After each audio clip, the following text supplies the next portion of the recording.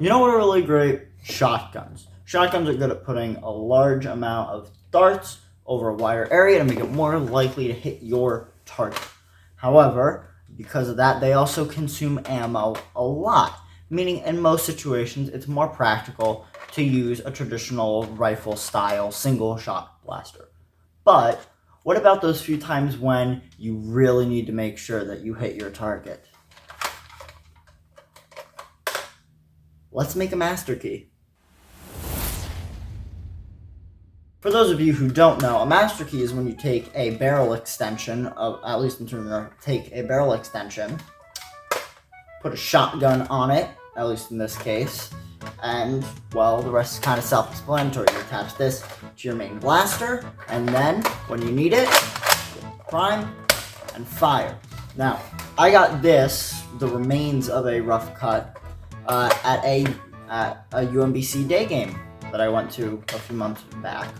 It was clearly its purpose from before was to be used for a Masterkey. You can tell from how the front part is shaved down, the way it's cut, and that it had some sort of goo on it.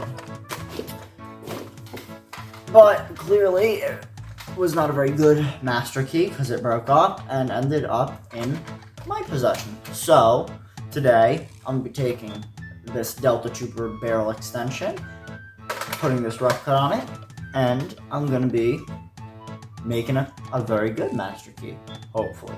That's the plan. I don't know. It might be bad. So let's get into it. Alright, so you might have noticed it from before, but due to the nature of these, you'll notice there's a little bit of interference with that, and I want to make sure that I got these two bumps to make contact. So, first thing I'm going to do is, you probably can't see it due to lighting. You can kind of see it there. I've traced out in Sharpie, blue Sharpie, because I'm a genius. A lion. I'm going to cut on the outside of it with the bandsaw. I checked the barrel. It'll only interfere with, mess up with one screw, so that should be fine. And we're going to go from there, and I'll sand it down and make sure that it links up really nice. So we're just going to do that really quick.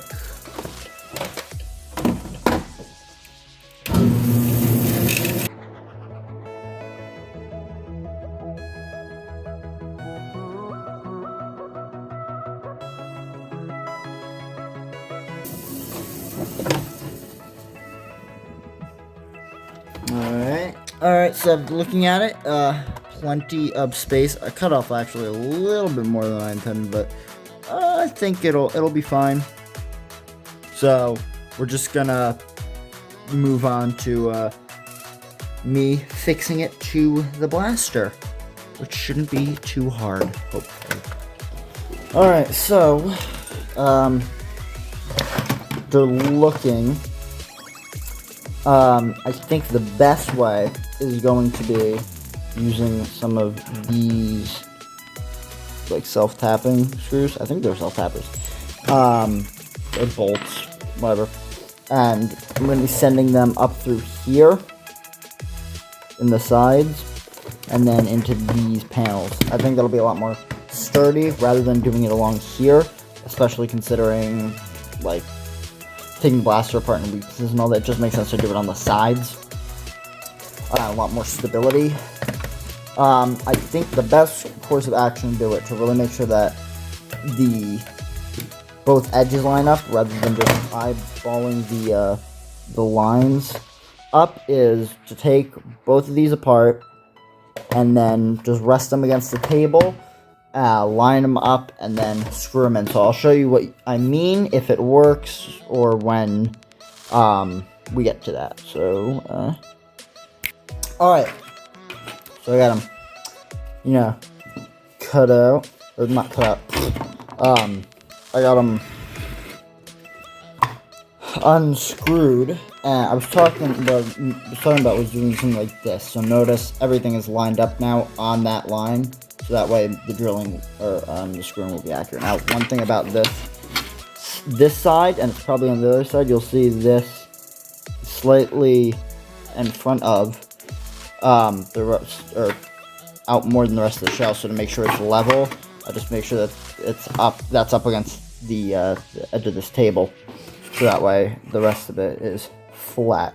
So after lining it up, I'm gonna draw some rough lines with a Sharpie here and here in the center, probably in line with these little divots, and then kind of guess where it is along here a little bit.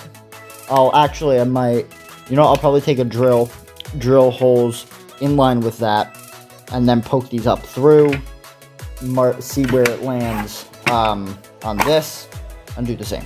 So basically just drill some holes in this, line everything up, put this up there. I'll show you what I mean in a second. Alright, so I've got them on, but you might, if I show it up, see a problem where they're coming, spreading out, kind of doing a little butterfly effect. So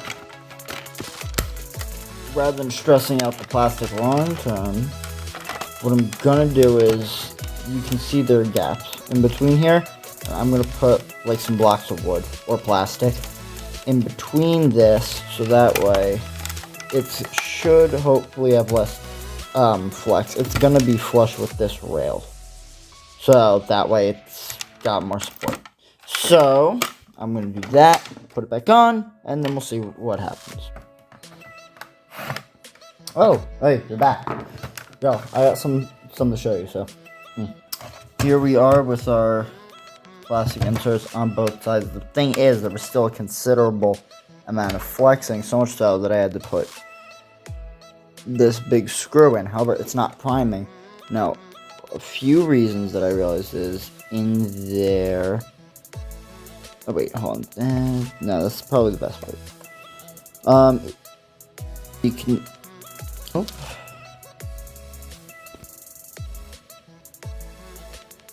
Alright, so in there, if you see those bolts, they are, even though I tried to put in shallower bolts, they are interfering with the prime. So I'm going to shave down the primes a little bit.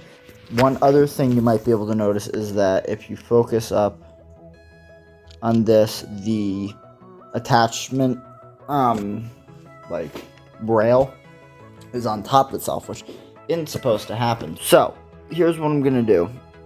I'm going to get a piece of wood that is about the width of this attachment rail, open up this blaster, of course, and glue it to the underside of those attachment rails, so that way it has support, and hopefully that will prevent it from flexing like that.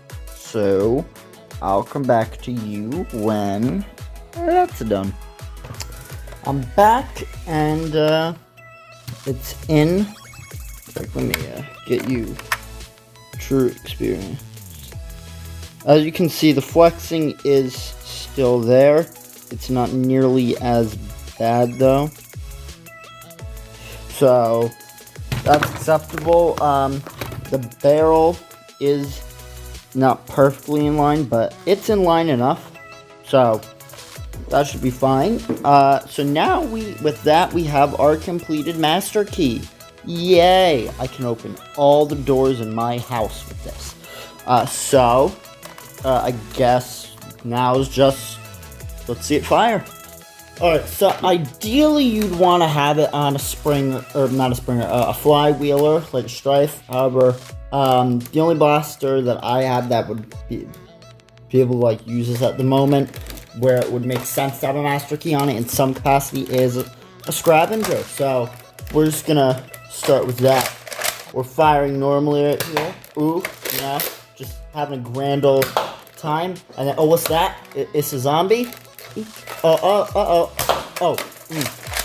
Alright, firing again some more. Ooh. Ooh. I'm out. So, as you can see, based on the carnage, it's pretty self-explanatory. It's just the stock rough cut attached to a barrel. So, not anything particularly anything particularly new or extremely exciting. However, when you do need those 2 extra shots to really make sure, it does come in a lot of handy. It also doesn't look the worst in the world, although I still wouldn't prefer it in this setup. So, with that said, let's go to final thoughts. So, what did we learn today? I don't know. Put on your socks before your shoes. I don't really have a good way to wrap this up. It's a Masterkey. You've seen them, maybe. You know, just shotgun on a barrel. You know, not much else to say. I guess I could point out the design of this using screws. I don't need to use any Mod Podge or any putty or anything to get it connected. It's a more rough and tumble style, but it is probably sturdier than those. I mean, it feels like one solid piece. It's just got metal hardware going straight through it. So, if you don't really care too much about aesthetics and you just want a quick and dirty, but very sturdy Masterkey, well then you can make one. So, actually, before I finish off the video, next week I'm going to be doing a video on End War. Just thought I'd throw that out there. I just went last weekend and oh boy, is there a lot to unpack. So I'm going to be having a video next week on it, and you know, you might not find it interesting, but I think it was, this one was a bit of a doozy, so definitely if you are interested in how End War went, stay tuned. Anyway, shoehorning in a video for next week aside, thank you very much for watching. If you enjoyed the video, perhaps throw a like my way. That helps a lot. Stay tuned for some of my next videos. I upload every Thursday. You can watch some of my past videos, obviously, in the little channel icon. I don't really need to explain how YouTube works. And if you want to see more of what I do, please subscribe. I would like to grow my subscriber count to be a bit higher than 8 at the moment, if possible. But anyway, thank you very much for watching, and I'll see you later.